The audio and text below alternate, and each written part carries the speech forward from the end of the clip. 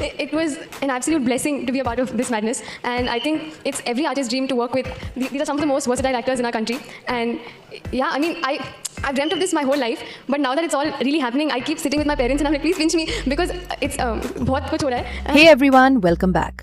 आज हम बात करने वाले हैं एक बहुत इंटरेस्टिंग और थोड़ा कंट्रोवर्शियल टॉपिक के बारे में. कैसे अचानक एक न्यू फेस इंडस्ट्री में आता है, ऑडियंस का दिल जीतता है और फिर उसके खिलाफ एक पूरा नैरेटिव खड़ा होने लगता है. इस बार फोकस है सारा अर्जुन पर, जिनकी फिल्म धुरंधर के बाद सोशल मीडिया पर काफी हलचल देखने को मिल रही है. अब अगर आप ध्यान से देखें तो जैसे ही कोई नया एक्टर ऑर्गेनिक तरीके से पॉपुलर होता है, तुरंत ही उसके आसपास दो तरह के रिएक्शन बनने लगते हैं.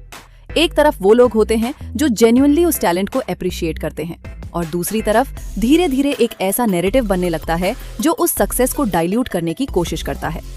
सारा अर्जुन के केस में भी कुछ ऐसा ही देखने को मिल रहा है. धुरंधर के बाद जिस तरह से ऑडियंस ने उनके परफॉर्मेंसेस को सराहा, वो कई लोगों के लिए सरप्राइज था. इतनी कम उम्र में इतना कंट्रोल्ड और नेचुरल एक्टिंग, ये एक्सपेक्टेशन से ऊपर था, और यही चीज उन्हें अलग बनाती है. जहां कई एक्टर्स का परफॉर्मेंस ओवर पॉलिश्ड या फोर्स्ड लगता है, वहीं सारा का काम ज्यादा रियल और इंस्टिंक्टिव फील हुआ. लेकिन जैसे ही ये पॉजिटिव रिस्पॉन्स बढ़ने लगा, सोशल मीडिया पर एक दूसरा पैटर्न भी दिखने लगा. अचानक कंपैरिजन शुरू हो गया, खासकर उन एक्टर्स के साथ जो पहले से इंडस्ट्री में एस्टैब्लिश्ड हैं. और यहाँ पर नाम आते हैं जानवी कपूर और अनन्या पांडे जैसे स्टार किड्स, जिनके साथ सारा को बार बार कंपेयर किया जाने लगा. अब कंपैरिजन अपने आप में गलत नहीं है, लेकिन जब ये नेचुरल नहीं बल्कि पुश किया हुआ लगे, तब सवाल उठते हैं. कई पोस्ट्स और एडिट सामने आए जहां सारा के रोल में दूसरे एक्टर्स का फेस एडिट करके दिखाया गया. कैप्शन में लिखा गया, this role was deserved by someone else. ये सब एक पैटर्न की तरह लगने लगा, जैसे किसी का स्पॉटलाइट कम करने की कोशिश हो रही हो. यहाँ एक इंटरेस्टिंग बात समझना जरूरी है. नेपोटिज्म सिर्फ एंट्री देता है, सक्सेस नहीं.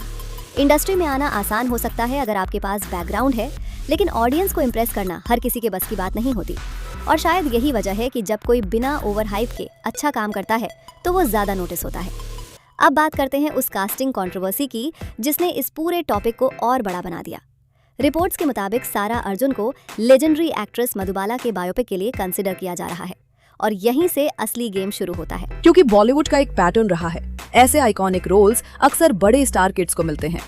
ऑडियंस भी कहीं ना कहीं ये एक्सपेक्ट करती है कि ऐसे प्रोजेक्ट्स में बड़े नाम होंगे. लेकिन इस बार अगर एक कंपैरेटिवली नया फेस उस रोल के लिए चुना जाता है तो ये एक शिफ्ट दिखाता है, और यही शिफ्ट कुछ लोगों को पसंद नहीं आ रहा.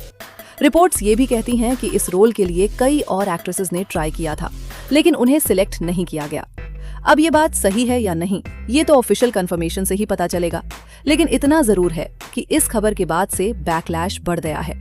अब अगर हम इंडस्ट्री के नजरिए से देखें तो ये बदलाव जरूरी भी है, क्योंकि आज की ऑडियंस सिर्फ बड़े सरनेम से इम्प्रेस नहीं होती. उन्हें कंटेंट चाहिए, परफॉर्मेंस चाहिए और रियल टैलेंट चाहिए. और अगर डायरेक्टर्स ये समझने लगे हैं तो ये इंडस्ट्री के लिए अच्छा साइन. लेकिन इस प्रोजेक्ट के साथ एक और बड़ा इशू जुड़ा हुआ है, लीगल कॉम्प्लिकेशंस. मधुबाला जैसी लेजेंड की बायोपिक बनाना इतना आसान नहीं है. उनकी फैमिली का कंसेंट, राइट्स और ऑथेंटिसिटी, ये सब बहुत इंपॉर्टेंट फैक्टर्स हैं. कई बार ऐसा हुआ है कि बायोपिक अनाउंस हुई, लेकिन बाद में लीगल इश्यूज की वजह से प्रोजेक्ट रुक गया, और इस केस में भी वही रिस्क बना हुआ है. अगर फैमिली अप्रूवल नहीं है तो फिल्म कभी भी रुक सकती है. इसी वजह से कुछ रिपोर्ट्स ये भी कह रही हैं कि मेकर्स इस प्रोजेक्ट को थिएटर की जगह OTT पर रिलीज करने का सोच रहे हैं, ताकि रिस्क कम किया जा सके, क्योंकि बड़े बजट के साथ इतनी अनसर्टेनिटी रखना थोड़ा रिस्की हो सकता है. अब वापस आते हैं सोशल मीडिया नैरेटिव पर. ये पहली बार नहीं है जब ऐसा कुछ हुआ है. पहले भी कई एक्टर्स के साथ ऐसा देखा गया है कि जैसे ही वो ऑर्गेनिक तरीके से ग्रो करते हैं, उनके आसपास नेगेटिविटी बढ़ने लगती है. मीम्स, ट्रोल्स, कंपैरिजन, ये सब धीरे धीरे उस सक्सेस को बैलेंस करने लगते हैं. लेकिन यहाँ एक फर्क समझना जरूरी है. अगर कोई सिर्फ PR के दम पर ट्रेंड कर रहा है तो वो ट्रेंड ज्यादा देर नहीं चलता. लेकिन अगर ऑडियंस जेन्युइनली कनेक्ट कर रही है तो वो सपोर्ट स्टेबल रहता है.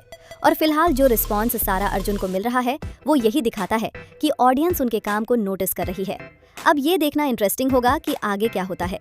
क्या ये नैरेटिव उन्हें डाउन करता है, या फिर वो इस सब के बावजूद अपना स्पेस और स्ट्रॉन्ग बनाती हैं?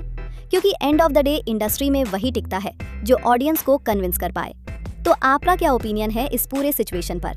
क्या ये जेन्युइन कंपैरिजन है या फिर एक प्लान्ड नैरेटिव? कमेंट करके जरूर बताना. अगर वीडियो पसंद आई हो तो लाइक, शेयर और चैनल को सब्सक्राइब करना मत भूलना. मिलते हैं नेक्स्ट वीडियो में.